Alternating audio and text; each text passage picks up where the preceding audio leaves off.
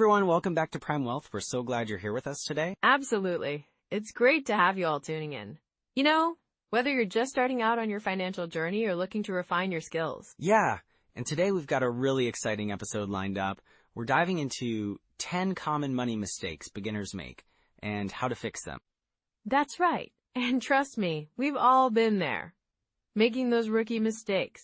It's totally normal, but it's also important to learn from them, right? Exactly. So we'll be breaking down some of these common pitfalls, and hopefully by the end, you'll have some practical tips to avoid them. And, it's not just about avoiding mistakes. It's about building a solid foundation for your financial future. We want to empower you to feel confident with your money. Yes. So we'll cover things like budgeting, understanding debt, and even how to start investing. And trust me, these tips are super relatable. Plus, we'll share some strategies that can really help you shift your mindset towards money. It's all about progress, not perfection. Absolutely. So stick around. We've got a lot of valuable content coming your way. Let's jump right into the first mistake, shall we? Sounds good to me. Here we go.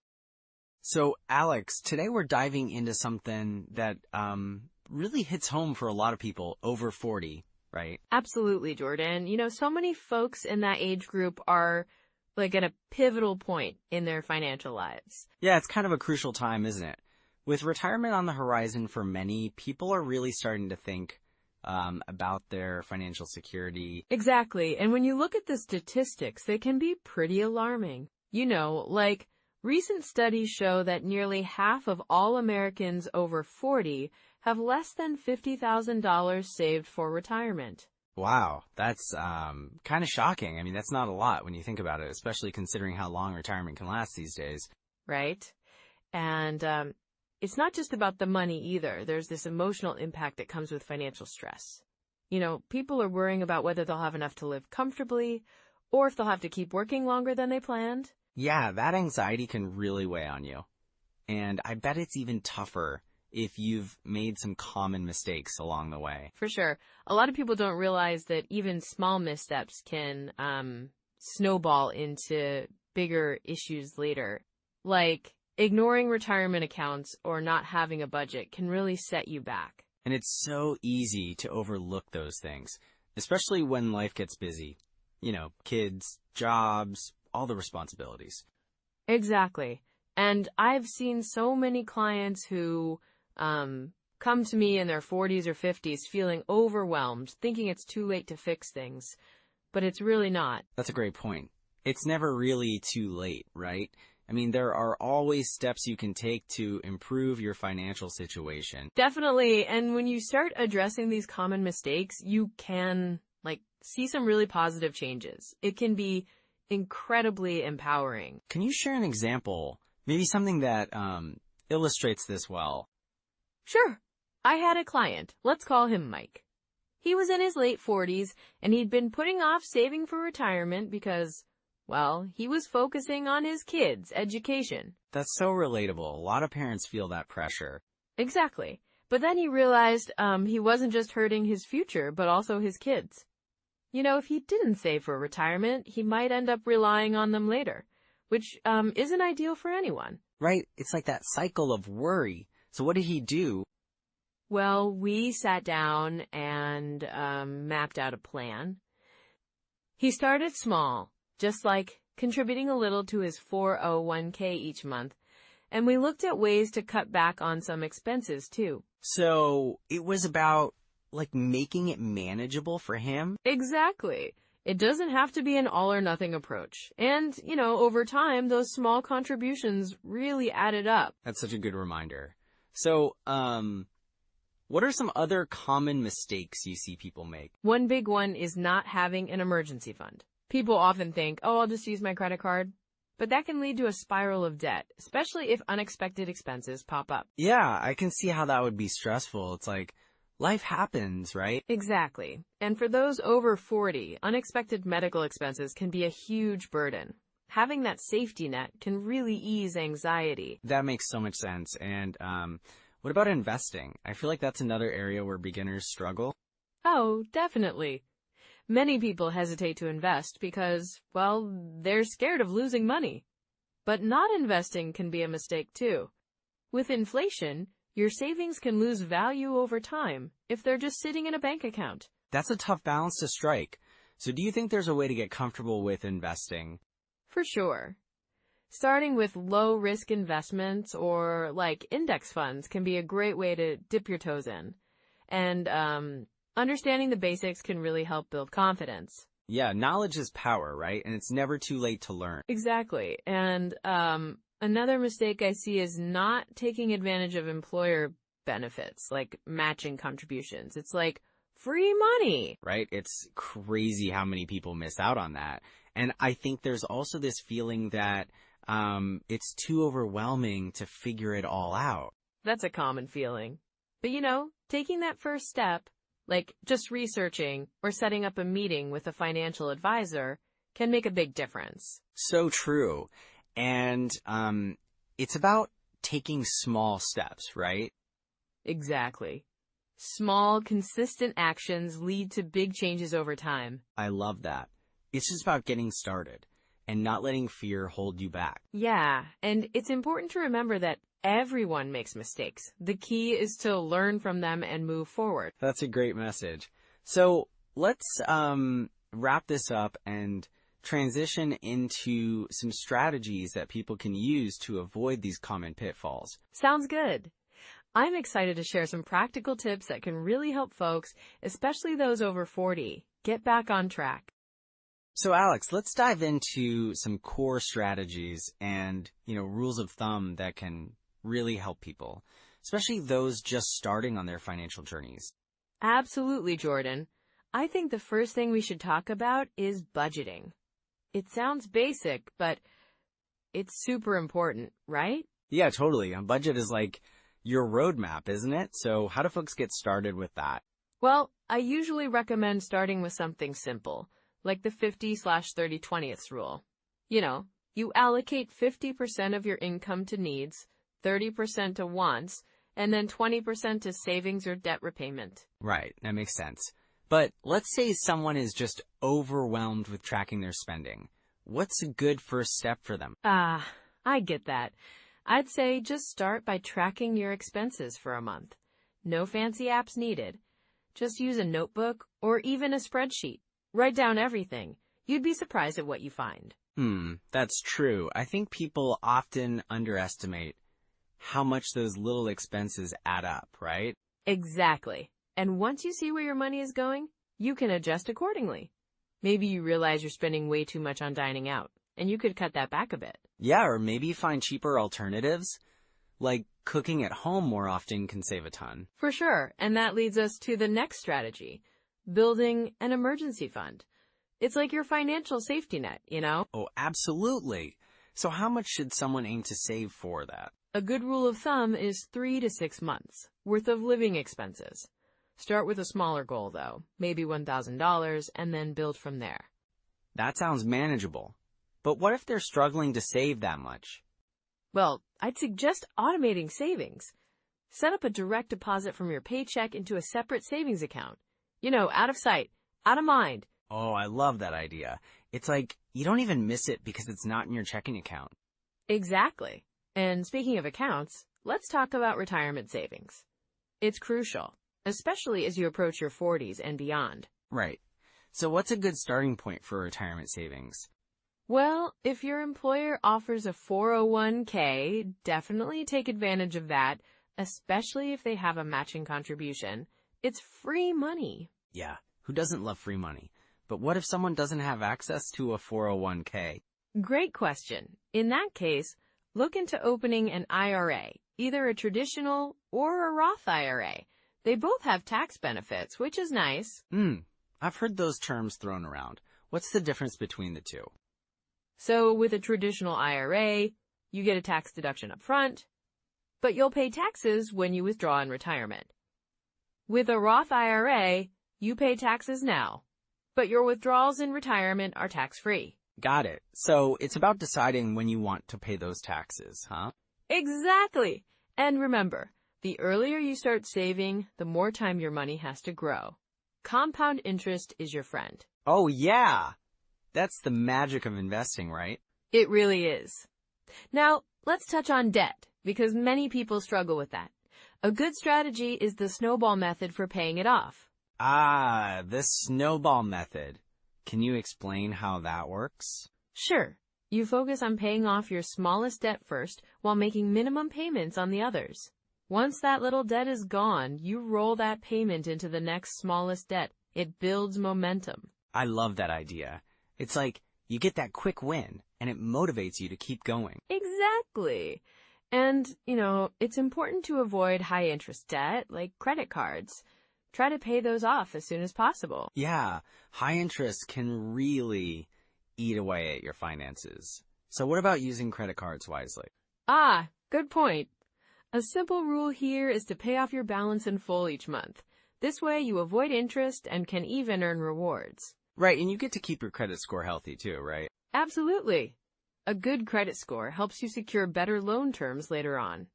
And another tip is to keep your credit utilization below 30%. So that means not using too much of your available credit, right? Exactly. And if you can keep it even lower, that's even better. It shows lenders you're responsible. Makes sense. Now let's talk about investing a bit. What's a good rule of thumb for beginners? I'd say start with index funds or ETFs. They're diversified, which means less risk, and they usually have lower fees than actively managed funds. Oh yeah, I've heard those terms before. So it's like getting a piece of a bunch of companies at once? Exactly. It's a great way to get exposure to the market without putting all your eggs in one basket. And they can be less stressful because you're not constantly picking individual stocks. Right. And remember, investing is a long-term game.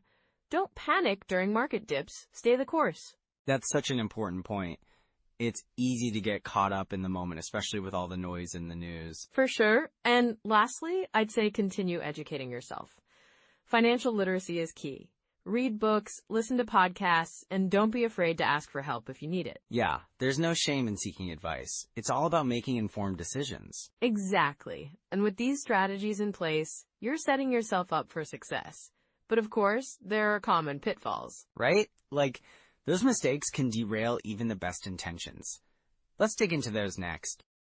So, Alex, we've talked about some common money mistakes that beginners make, but I think it's really important to dive into the pitfalls people often fall into.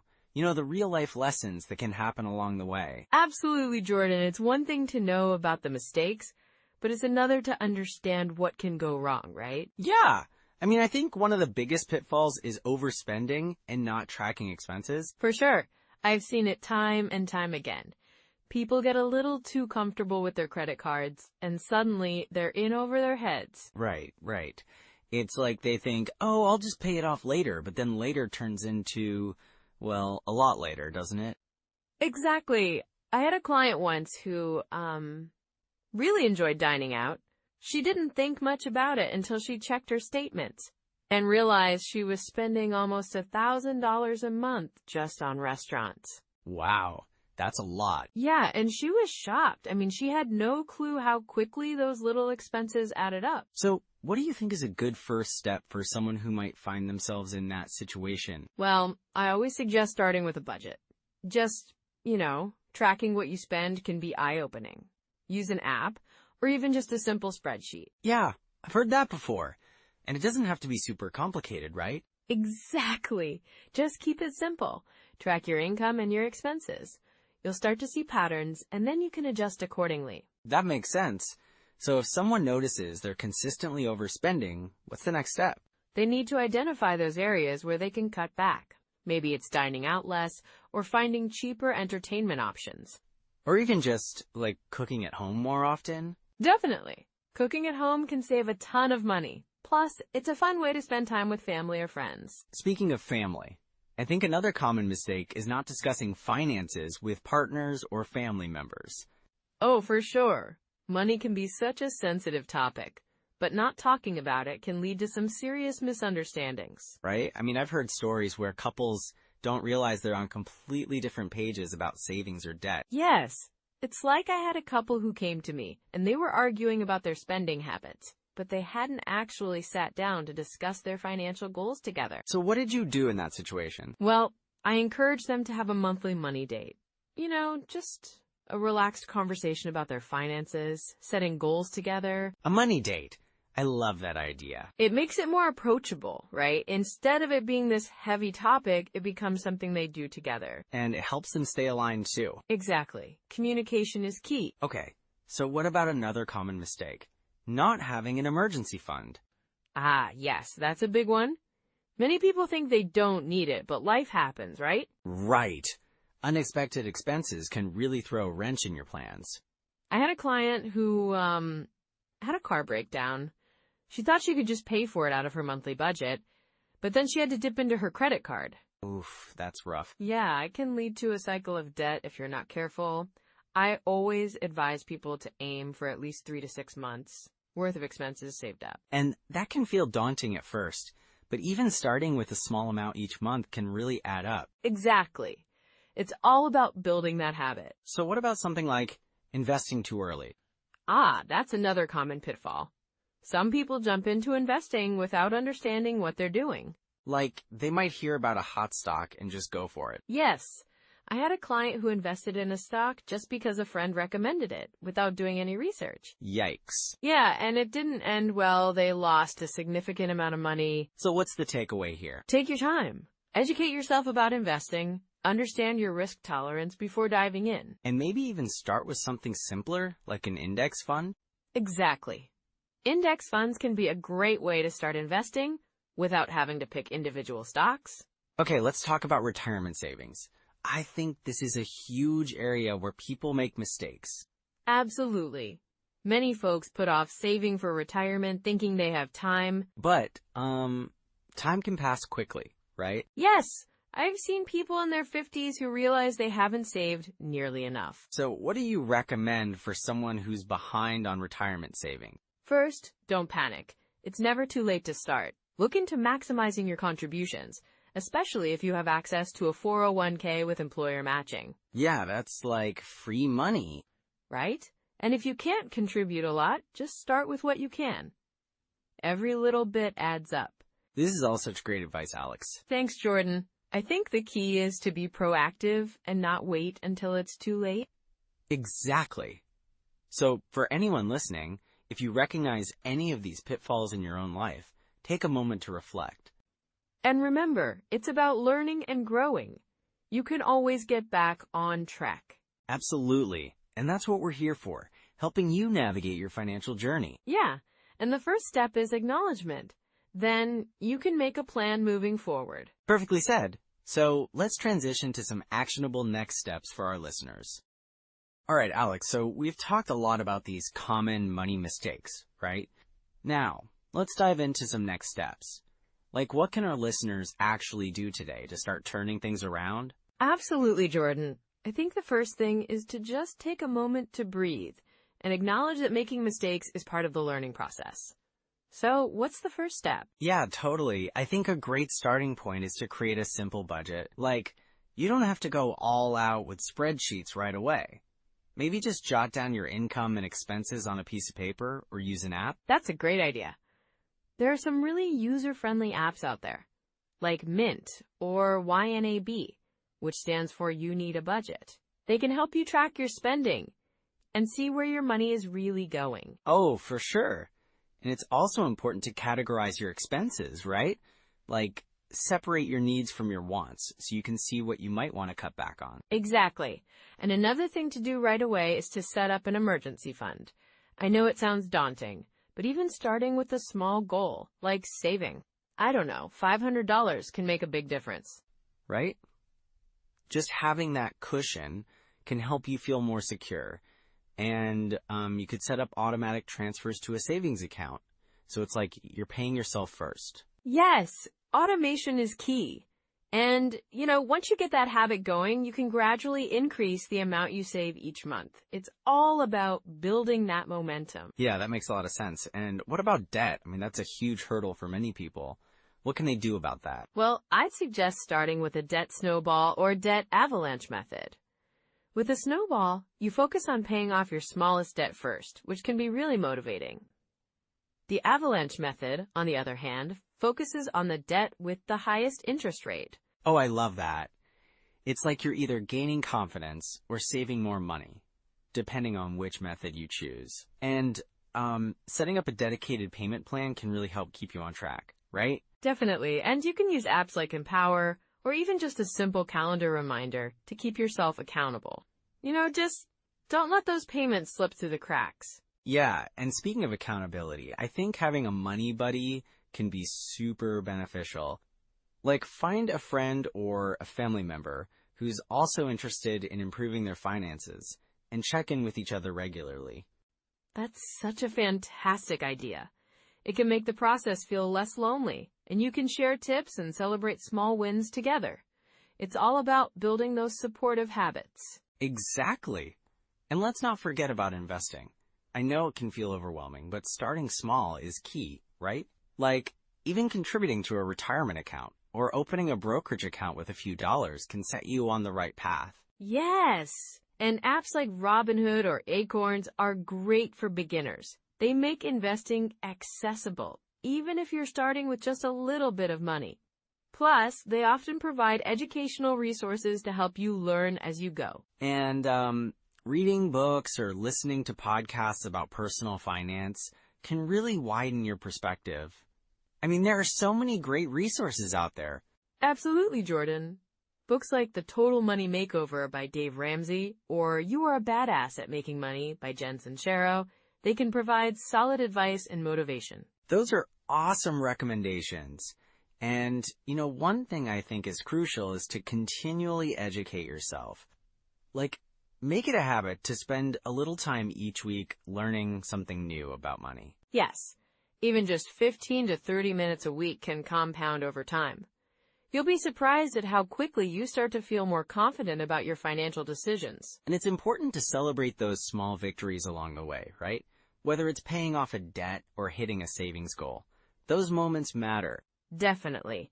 Acknowledging your progress can help keep you motivated. So maybe set up some little rewards for yourself when you reach those milestones. Oh, I love that.